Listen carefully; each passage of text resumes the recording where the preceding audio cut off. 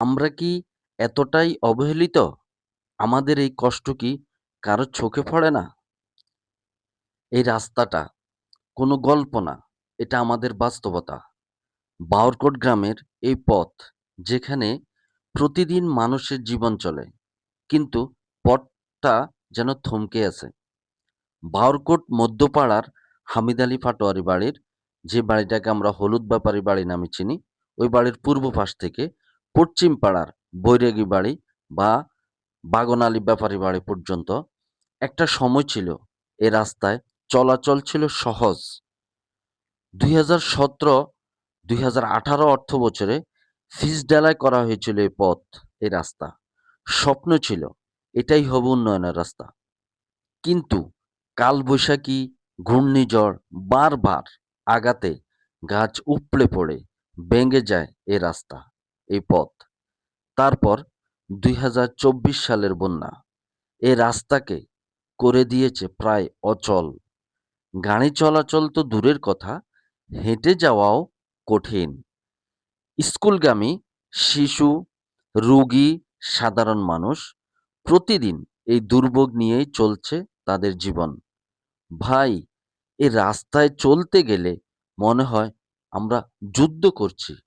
বন্যার পর কেটে গেছে অনেক সময়, কিন্তু নেই কোনো কার্যকরী পদক্ষেপ। আমরা কি এতটাই অবহেলিত? আমাদের এই কষ্ট কি কারো চোখে পড়ে না? আমরা উন্নয়ন চাই না। আমরা শুধু একটা চলার মতো রাস্তা চাই।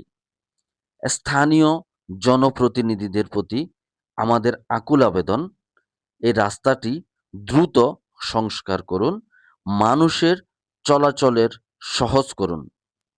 কারণ এই পথ শুধু রাস্তা না, এটা আমাদের জীবন। বাওরকোট গ্রামের রাস্তা সংস্কার চাই, এখনই পদক্ষেপ নিন, শেয়ার করুন, সচেতনতা ছড়িয়ে দিন।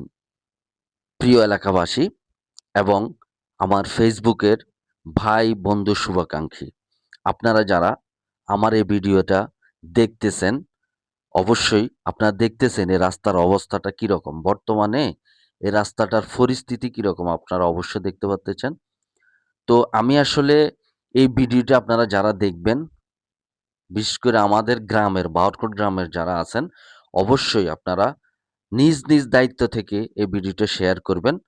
কারণ এই ভিডিওটা শেয়ার করলে হয়তো আমাদের যে স্থানীয় প্রতিনিধিগণ আছেন, ওনাদের কারো না কারো সেটা চোখে পড়বে বা দৃষ্টিগোচর হবে। তাহলে